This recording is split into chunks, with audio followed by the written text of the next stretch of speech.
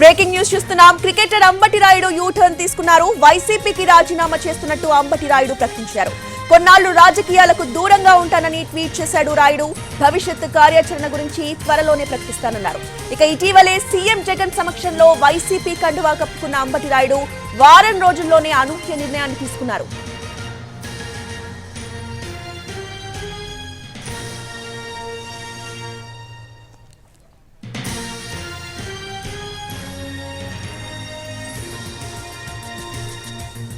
Cricketer Ambati Rayudu you turn తీసుకున్నారు. వైసీపీకి రాజీనామా చేస్తున్నట్టు అంబటి రాయుడు ప్రకటించారు. కొన్నాళ్లు రాజకీయాలకి దూరంగా ఉంటానని ఆయన ట్వీట్ చేశారు. ఇక భవిష్యత్ కార్యాచరణ గురించి త్వరలోనే చెప్తానన్నారు అంబటి. ఇటీవలే సీఎం జగన్ సమక్షంలో వైసీపీ కండువా కప్పుకున్న అంబటి రాయుడు వారం రోజుల్లోనే ఈ అనూహ్య నిర్ణయాన్ని తీసుకున్నారు. ఈ అంశంపై పూర్తి అప్డేట్స్ ని మా ప్రతినిధి రేహానా అందిస్తారు. రేహానా, ఈ యూ టర్న్ కి గల రీజన్స్ ఏంటి? కొద్దిసేపటి క్రితం అంబటి రాయుడు అనూహ్యంగా పార్టీకి రాజీనామా చేశారు. ఆయన గత నెలలో డిసెంబర్ 28వ తేదీన ముఖ్యమంత్రి జగన్ సమక్షంలో వైసీపీ తీర్థం పుచ్చుకున్నారు. గత కొంతకాలం నుంచి ఆయన క్రికెట్ నుంచి దూరంగా వచ్చిన తర్వాత వైసీపీలో ఆయన వైసీపీ వర్గాలతోటి వైసీపీ నాయకులతోటి ఆయన కాంటాక్ట్ లో ఉన్నారు. గుంటూరు పార్లమెంట్ పరిధిలో అనేక ప్రాంతాల్లో ఆయన పర్యటించారు. ప్రభుత్వం చేసిన కార్యక్రమాలు, స్కూళ్లలో నాడు నేడు ఇలాంటి అనేక కార్యక్రమాల్లో ఆయన అటెండ్ అయ్యారు. అదేవిధంగా దానికి సంబంధించి వైసీపీ శ్రేణులు కూడా పెద్ద ఎత్తున ప్రచారం చేశాయి. దాంతోనే వైసీపీలో ఆయన చేరుతున్నారనే ప్రచారం కూడా జరిగింది. అదే సమయంలో గుంటూరు లోక్సభ సెగ్మెంట్ నుంచి ఆయన పోటీ చేసే అవకాశం ఉందని కూడా పార్టీ వర్గంలో ప్రచారం జరిగింది. ఈ క్రమంలో గత కొంతకాలంగా ఆయన క్షేత్రస్థాయిలో పర్యటిస్తూ ప్రభుత్వం అనేక సంక్షేమ పథకాలు చేస్తుంది. జగన్మోహన్ రెడ్డి ముఖ్యమంత్రిగా ఆయన చేస్తున్న అభివృద్ధి సంక్షేమాన్ని చూసి నేను ఆకర్షితునయ్యాననే వ్యాఖ్య కూడా ఆయన చేశారు.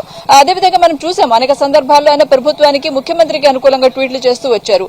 ఈ క్రమంలో గత నెల డిసెంబర్ 28వ తేదీన ముఖ్యమంత్రి సమక్షంలో ఆయన పార్టీ తీర్థం పుచ్చుకున్నారు. ఆ సమయంలో మిథున్ రెడ్డి కూడా, రీజనల్ కోఆర్డినేటర్ మిథున్ రెడ్డి కూడా ఉన్నారు. అదేవిధంగా డిప్యూటీ సీఎం నారాయణ స్వామి కూడా ఆ కార్యక్రమంలో అటెండ్ అయ్యారు. అయితే అనూహ్యంగా కొద్దిసేపటి క్రితం ఆయన ట్వీట్ ద్వారా తాను పార్టీకి రాజీనామా చేస్తున్నట్టు ప్రకటించారు.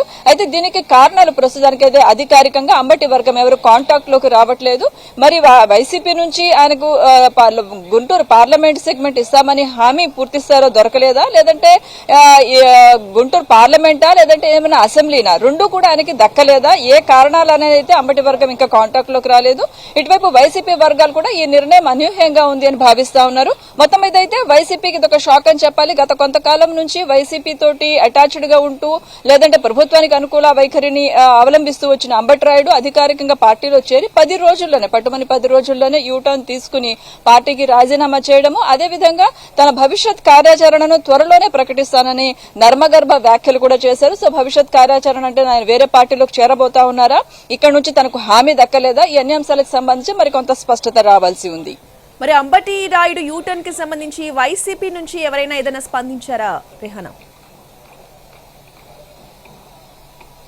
అంటే ఇప్పటి వరకు మనం చూసుకున్నట్లయితే వైసీపీ వర్గాలు కూడా మనం మాట్లాడే ప్రయత్నం చేశాము. వాళ్ళకు కూడా అనూహ్యమైన నిర్ణయమని భావిస్తా ఉన్నారు. అంబటి రాయుడు తోటి వైసీపీ వర్గాలు ప్రధానంగా గుంటూరు జిల్లాకు సంబంధించిన నాయకులు కొంతకాలం నుంచి టచ్ లోనే ఉన్నారు.